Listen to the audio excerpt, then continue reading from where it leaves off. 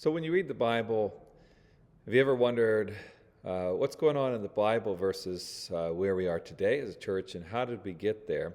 Uh, the the events between now and biblical times, that's called church history, and it does have a lot of influence on how we operate and how we view things based on what has happened throughout church history. So this is an exploration of that. If you go to our YouTube channel, Bethel Pittsburgh, go under playlists, you'll find a playlist called The Disciple, and this video is a part of that larger series of videos. You'll notice that the titles of the videos will say The Disciple, and then a category. This is under the category of church history. And we are in early church fathers. Early church fathers are the people who were discipled and influenced or associated with apostles often, or just church influencers and leaders within the second century, often people that were many times born in the first century, but were alive and ministering during the second century, sometimes into the third and fourth centuries, are early church fathers. And we're looking at Ignatius. Ignatius it's not certain when he was born. It's possible he was born in the 30s AD and lived possibly all the way to 140 AD, but many say 108. It's going to depend on when you think he was born. So there's inconsistencies on when he was alive, but he was certainly alive somewhere around the turn of the century is when he was involved in church history. Some people believe that he was actually one of the children that Jesus took up in his arms and blessed, which again would have to put him back in the 30s as far as his birth, which would make 140 not likely. Many people believe that he was an associate of and mentored by the Apostle John. He was also associated with Polycarp, a friend of Polycarp, and then eventually became the bishop or the leader of the church in Antioch. Most of what we know of him, most of his influence is found in a series of letters that he wrote when supposedly he was being taken to Rome to be executed. And the only reason that's questioned is because it was more common for people to be executed locally when they were Christians that were being persecuted versus being transported.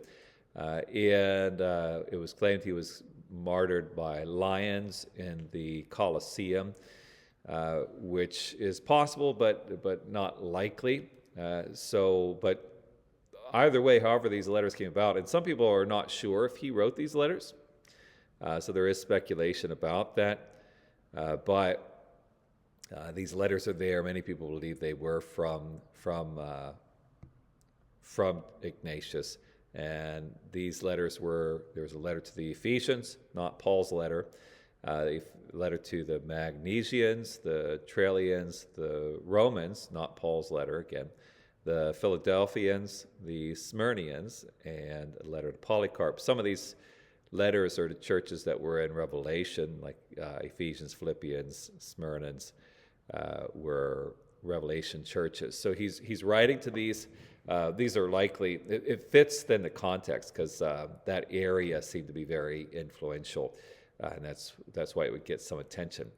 In his letters, the content of his letters, he wrote a lot about the deity of Christ. Now, the reason why that's important is there are a lot of people that claim that the early church did not believe that Jesus was God. That was a later exaggeration of what happened, that he was just a significant man, and they exaggerated some of his things. But the idea of him being God, we see it in the text of Scripture, but again, some people will argue the legitimacy of those, of whether or not that's what the original manuscripts say.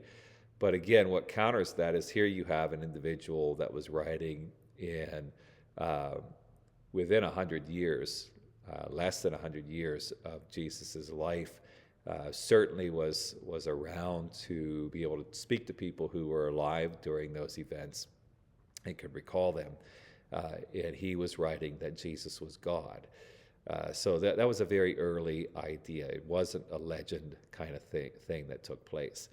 Also, he wrote a lot about the leadership within the church and how the church should function, and he really did center around this idea of being loyal to one bishop that's overseeing the church in a city, and being assisted by elders and deacons. Now, the reason why that's important is, as far as the belief on how the church should be laid out, there are a lot of debates on how church structure, church authority should be laid out. Some go all the way to the Catholic style, where they believe that one person should have absolute rule and control over the entire church, all the way down to there's an idea that's been promoted the last 15, 20 years, maybe, somewhere in that range, that there should be plural elders within a church, that there shouldn't be one person that is an authority, even in a local church. And this would speak against that. This would speak more in the Catholic direction, although we'll continue to see, going through church history, that that debate on what human being is the decision maker within the church.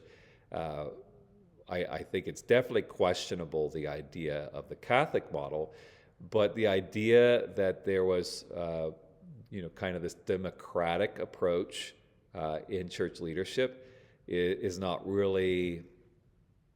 It's not really like what's being displayed in early church history, because and part of the problem is the New Testament isn't abundantly clear. The New Testament just mentions titles: overseers, elders, deacons, pastors. It mentions these titles without going into detail about what each position means and how they function and who's in charge and how many of them there's supposed to be, and all of those questions aren't answered in the Bible. So you have to look to early church history to get an idea. And like I said, Ignatius, he sets up this kind of idea that you have one person in an area that is the leader, and he is assisted by elders and deacons, which means the elders are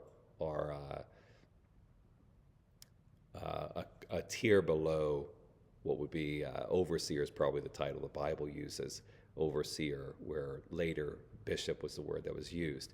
And so again, you're getting here, what you're seeing in church history is why it's important and what we need to know about church history to really try to ascertain how the church is supposed to be functioning. So that's Ignatius. We'll continue with John's disciples moving forward before we get into other aspects of the second century church. If you have any questions on that, please leave that in the comments below. I'd be glad to answer them. Or if you would like to grow in your faith in person and you live in the Pittsburgh, Pennsylvania area, we would love for you to join us. We are Bethel Assembly of God, 2501 Staten Street. We meet Wednesdays at 6:30 p.m. and Sundays at 10 a.m.